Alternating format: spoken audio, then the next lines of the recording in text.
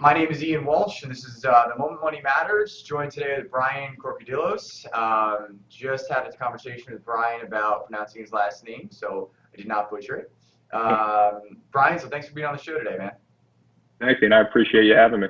So I want to go over a couple things. I like to get unique individuals in our spaces that, movers and shakers, guys that have a good sense of the market. I try to, there's nothing wrong with the guy flipping 1 to 4 family homes, but it doesn't give perspective to a lot of people that are watching this as to like bigger pictures of the market. And you have a really unique space in your Designblendz firm in that you guys, I don't know, maybe you started as an architectural firm, but at this point you guys can take an entire process from architecture to build to sell right through the lease up when you're JVing on big projects. So can you explain to everybody exactly what Designblendz does so they have an understanding of your viewpoint?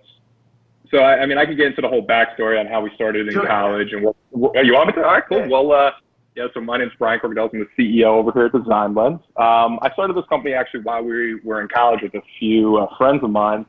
We started out doing marketing, renderings, kind of some red line stuff for architectural firms and developers in and around the city. And it slowly kind of morphed into this real estate factory that we provide for our clientele where, we essentially work for architecture firms, we work for developers, we work for realtors and big brokerages across the nation, as well as even some builders. But we started in a little row home in Manayunk. I quit my full-time job in February 2014. I was working at a firm in Haddonfield, New Jersey. I remember, we started getting busy. We were all hustling. We were working our 9 to 5, 8 to 5s, coming home, working another 6 to 2 in the morning and rinse and repeat, 5 to 7 days a week. And just building clientele. February 2014, I had actually offered a buyout of my company for $20,000 for 66% of it, and I happily declined. And I left my full-time job where I was working, and at that point, when I could, focus full-time on our company, we got very busy. And Scott, who's now our director of architecture, he was coming home at night from his job, helping me do the work. And I was kind of teeing it up for him during the day, getting more clientele.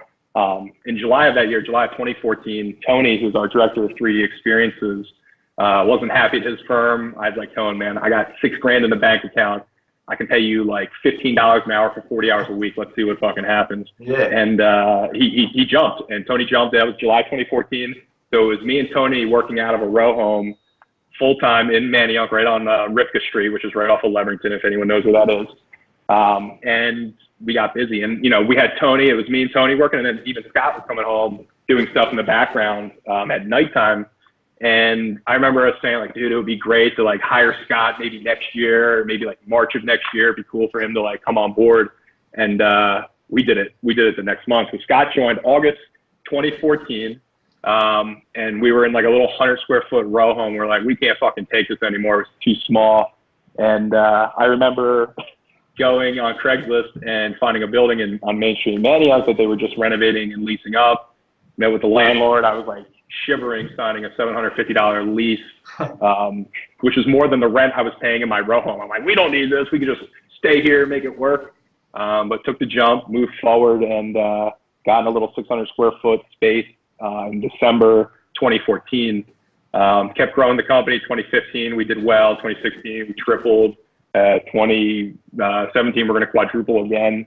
And, fast forward to, December 13th, 2017, we're sitting right around 25 employees full time. We have acquisitions people on board. We have an architecture firm in-house. We have a real estate marketing company, not a brokerage, a company that provides, website design and 3D visualization services to help pre-sell and pre-lease real estate. And then we're also a general contractor in Pennsylvania, in the city of Philadelphia. We're building ground up new construction, residential for clients, and we're doing small commercial fit outs as well. And a lot of what we do has the design, marketing, and build aspect all in one. And for clientele, that's kind of where the market's heading, and it kind of doesn't make sense to do it any other way. When you have your architect, your marketing team, and your construction crew all working for a common goal, it really makes things a lot easier. So that's I love it. It's funny you say that. I actually also started in a row home in Philadelphia when we were doing. I was actually at my business partner's house. That was our office at the time, and then we also moved into like our upgrade. I think was like it might have even been smaller than yours. It might have been like a 400 square foot like desk and a table, and we had 4 people working. It was impossible, right? But and no heat, you know. It's just like you get it done. Like you have a vision and you go after it. But that's, you know, I always wish, actually one thing I wish I did was take a picture back in the day. Like I really wish I took a picture. You know what I mean? Just hang that picture on the wall or something. Yeah. So we briefly talked before this, but I wanted to, something just came up during this as you were explaining like how Designblendz came to be. Let's talk from a business perspective. So you have individual businesses all working hand in hand systematically with each other to get towards the same goal.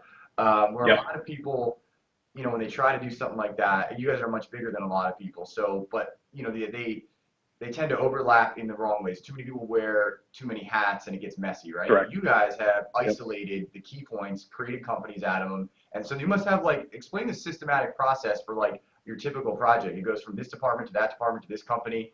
And how does that work? So a lot of, you know, when clients come in here, you know, repeat clients, you know, we're always trying to add to what we call our menu of services. So we've developed a menu of services going literally from A to Z, from acquiring your piece of land, understanding what can be built on it, all the way through handing off keys to home buyers.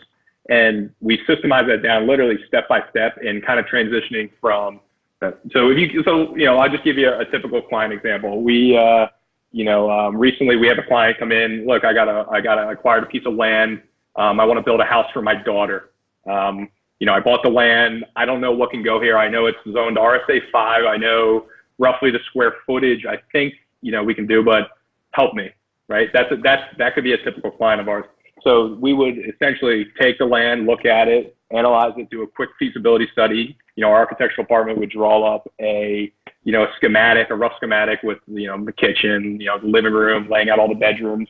And then we would, you know, work with them through the schematic.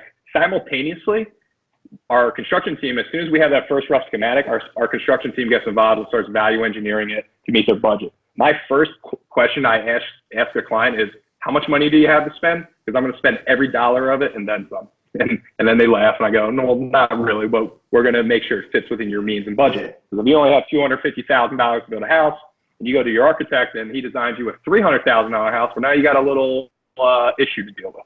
Right. So my construction team then starts overlapping, and then once the schematics are finalized and we pick all the spec finishes and work with them on that side, my marketing team comes in and grabs it exactly where it's at and produces photorealistic images of what it's going to be at the end of the day. So the client gets a full sense of it. They have their construction bid, and then we're submitting permits to get rolling. And simultaneously in there, like you might submit zoning, right? That's going to overlap because you're going to submit zoning first. You're going to be working hand in hand, but you know, it's kind of just a new experience that you really have to go through to understand it. But if you can think of every step that goes into getting a piece of real estate out of the ground and to a end user, we've systemized that and it's getting better and better. Yeah, it's interesting to say that. Like, so as I talk to you, and we'll get into this in the next one, or probably the masters of the market, but like I bump into a lot of different guys in this space, and you know, sometimes I talk to people, I go, like this guy's sharp, and you're one of those guys that I'm, you know, as you talk, you're always on. Every time I talk to you, your game is on. But you know, to have that kind of, which makes sense why you're able to design a systemized process to this, because I mean, you probably work around the clock and your mental switch never turns off, right? It's just, you can tell, like you're always cruising. And some people, like, you know, there's no 9 to 5 in our worlds. It's just, right, it just doesn't exist. So that's very interesting. I hope people got a lot from that and understanding there's a proper process to taking this, and it takes a lot of work to get something from ground up. It's not just, you know, I got a lot of guys that say, hey, I want to buy a piece of ground, and I got a contractor that'll do a build. I'm like, there's a lot of steps to this process. So we'll jump into the next video, but Brian, let's say I am that guy that wants to go and build that ground up project for my daughter, whatever it may be. How do I contact you? How do I get a hold of your firm? Yeah, I mean, we're very tech-based on what we do. You can reach out to us on designblendz.com or email me directly at brian@designblendz.com. We have an online form that you submit. It goes digitally to our back-end CRM system, and someone will reach out to you within hours. Sometimes we'll text you, get you right on the phone. So we're on top of our game when it comes to client coordination. It's one of the things that's kind of separated us. Like you have a question, you're hearing from us within 24 hours. Doesn't matter what day it is. Saturdays, Sundays, Mondays. We know I love industry. people, like especially realtors and brokers, when do they work? Their Monday starts on Saturday. So it's like, you know, we cater to that within our office, and you know, it's something that we will never stop doing, and it's just a testament to like how passionate my staff is that they care to like respond to you on a Sunday night, you know. Yeah, And that's a good, huge testament to your staff. And it's honestly, like, in this world that nowadays, everything's instant. Like, it's got to be instant. If you're not giving instant, it ain't gonna work. You know, I get people that, you know, email me back and say, hey, I just opened your email, and it's like 6 weeks later. I'm like, man, that just doesn't work anymore. And your firm is designed around instant, you know, and you have to. I say instant meaning fast response, speed. yeah.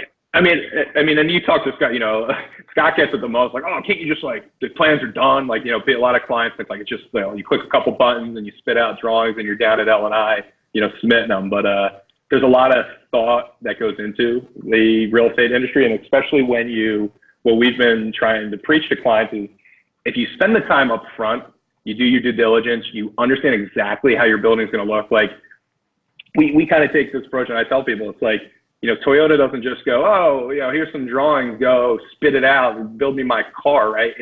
They have it down to the nail that goes into the, you know, the car, right? They have it down to like the window switch, you know, exactly where it's going to be placed in relation to the mirror switch, right? It's so finite. And we kind of say, well, why don't you build buildings like that? Why don't you know your tile takeoffs, your linear feet of trim, your drywall count? Like, why don't you know that before you go in to even submit a bid? Right? That's a beautiful thing. That's the way it's supposed to be, man. That's the way. No, you know, some people want to do it, some people do it, and you guys are doing it. So, designblendz.com. That's Brian's firm. He's a sharp cat. So use him for your next ground up project or whatever you guys are doing, and we'll catch you guys in the next video. And as you guys know me, you're probably watching on Facebook or something, but it's IAN@hardmoneybankers.com, and we'll catch you guys in the next one.